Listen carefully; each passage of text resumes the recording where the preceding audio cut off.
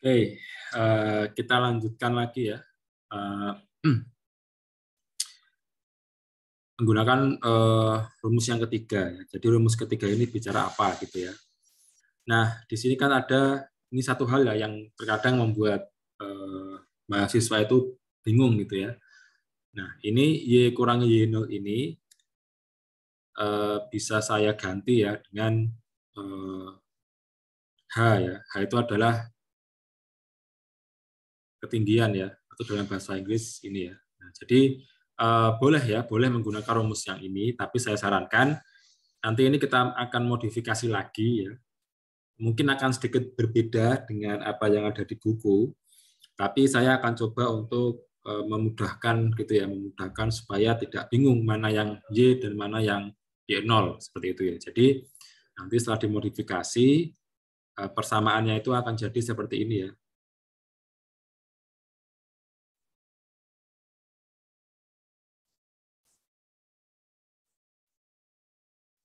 Nah, gitu ya. Nah, jadi H ini adalah tinggi atau ya tinggi ini ya, tinggi gitu ya.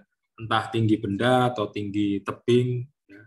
Intinya posisi antara gimana ya? Ya intinya tinggi lah gitu ya. Tergantung nanti konsepnya seperti apa di dalam permasalahan gitu ya. Oke, kita langsung coba diaplikasikan dalam kasus ya. Oke, jadi misalnya seperti biasa ya, saya akan gambar orang atau jangan orang deh. Ya katakanlah ya di sini ada benda ya. Ya ada benda, kemudian dia gerak jatuh ya. Nah, benda ini dipegang oleh seseorang, kemudian tanpa ada dorongan kecepatan tertentu, benda itu dilepaskan ya. Sehingga kecepatan awal ya benda ini adalah 0 meter per second ya. Nah, kemudian dia jatuh ke tanah ya. Dia jatuh ke tanah. Ini tapi belum menempel tanah ya. Sesaat akan menempel tanah dan ketinggian ya. Nah, ini ya ketinggian antara titik awal benda sampai benda itu akan menyentuh tanah ya. Itu adalah 20 meter ya. Misalnya 20 meter. Sehingga kita ingin tahu ya, berapa kecepatan di sini ya. Nah, ini adalah VY kuadrat ya. Ini akan saya coba bandingkan dengan yang pertama ya, rumus yang pertama.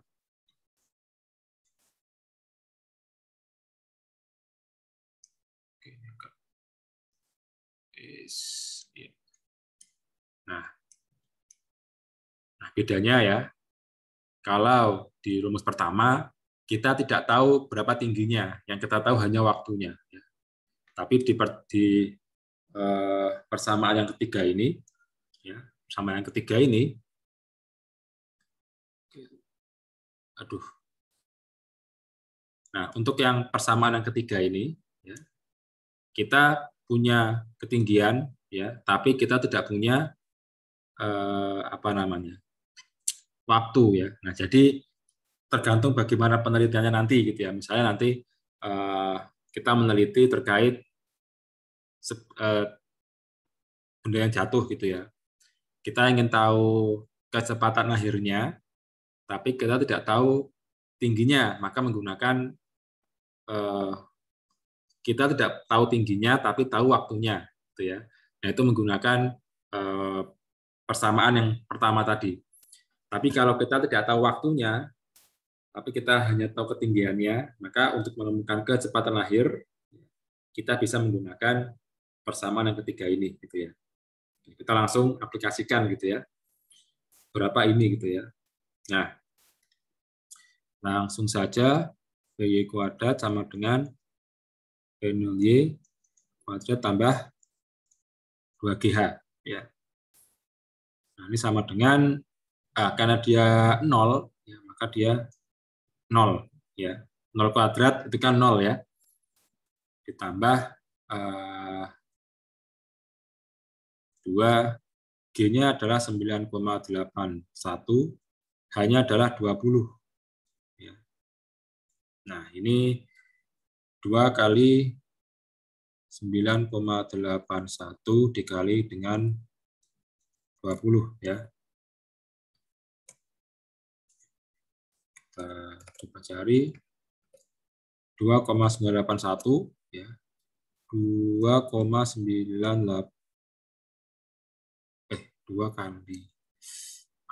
2 kali 9,81 ya. 9,81 dikali dengan 20 ya, sama dengan 392,4. 392,4. Nah, tapi ini masih dalam kuadrat, sehingga untuk menemukan hanya VJ, ya, jangan lupa kita akarkan. Nah, kita akarkan 392,4. 392,4 ya. PY sama dengan, kita cari nih. Ini kalau mau, ini ya, akar 392,4, 392,4 ya. Kemudian, nah ini ya 19,8. 19,809 lah ya. Atau kita bulatkan jadi 1 ya. Meter per second. Nah, ini adalah kecepatan benda tersebut ketika dia akan menyentuh tanah ya, atau ketika dia sudah turun ya, atau sudah jatuh sejauh 20 meter. Maka kecepatan ketika di 20 meter itu adalah sebesar ini gitu ya. Nah, seperti itu ya. Nah, sekarang kita balik gitu ya. Kita melempar ke atas ya. Jadi ini kita lempar ke atas, hanya tetap 20 meter. Oh jangan, hanya yang kita sembunyikan ya. Nah, kita sembunyikan. Nah, jadi ini saya beri kecepatan misalnya berapa ya? Kan karena saya ingin VY ini malah jadi V0-nya ya. Ini V0Y-nya ya. Nah, karena V0Y ini berapa ya? Biar agak, ya saya coba kasih kecepatan awal 10 meter per second gitu ya. Kemudian benda itu pasti akan ke atas kan ya, melempar ke atas, dan pada titik tertentu dia akan diam ya, atau kehabisan tenaga lah. Jadi mentok di atas, yang kemudian dia akan turun ya. Kemudian dia akan turun. Nah, pasti kecepatan akhirnya adalah 0 ya, karena dia berhenti. Nah, sekarang pertanyaannya adalah berapa ketinggian maksimal yang bisa berapa ketinggian maksimal yang bisa diraih oleh benda ini tadi ya, si benda ini tadi ya. Nah, ini adalah hanya yang kita tidak ketahui. Jadi langsung saja kita masukkan VY kuadrat sama dengan V0Y kuadrat plus 2GH ya. Nah, VY kuadrat 0 ya, sudah pasti 0. Kemudian V0Y-nya 10 kuadrat ya. Ditambah 2 karena dia bergerak berlawanan, karena dia bergerak berlawanan dengan arah gravitasi, maka percepatannya adalah minus ya.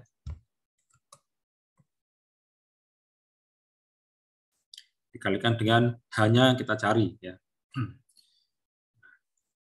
Ini 0, ini 100. Ini 2 kali 9,81, tapi minus ya. 2 kali 9,81. 19,62 ya, 19,62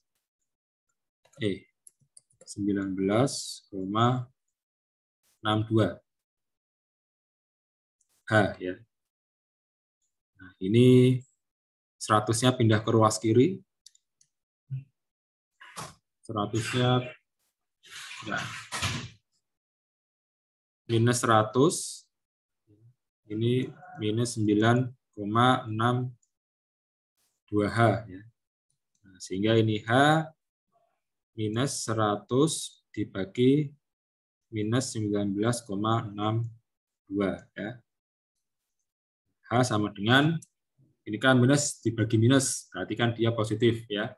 Berarti 100 dibagi 19,62, 19,62 ya. Nah, 5,09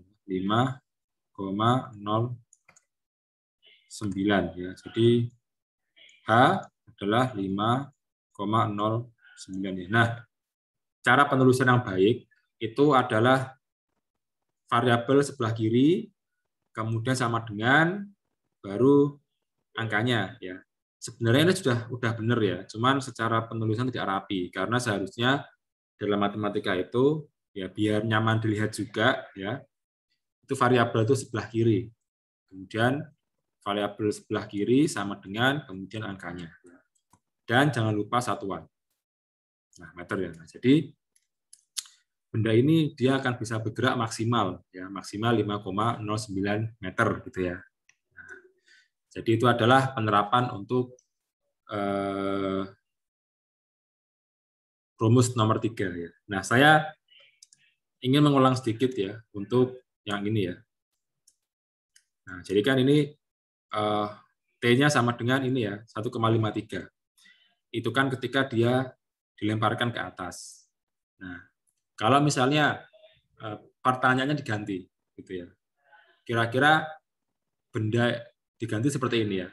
Benda dilempar ke atas. Setelah dia sampai ke atas kan dia diam. Kemudian dia akan turun dan jatuh lagi gitu ya.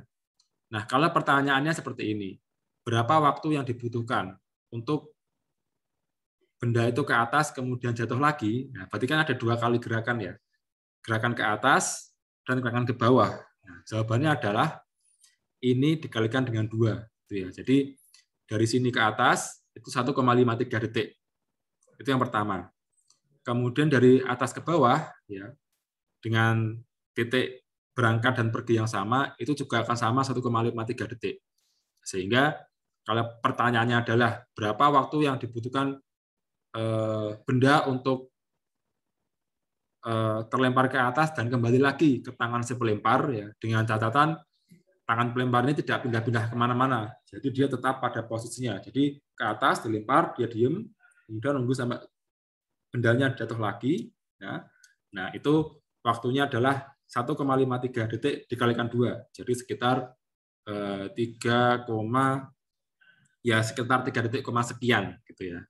Nah, jadi seperti itu ya. Tadi saya lupa untuk menjelaskan ya. Nah, oke, jadi itu ya penerapan untuk gerak jatuh bebas ya.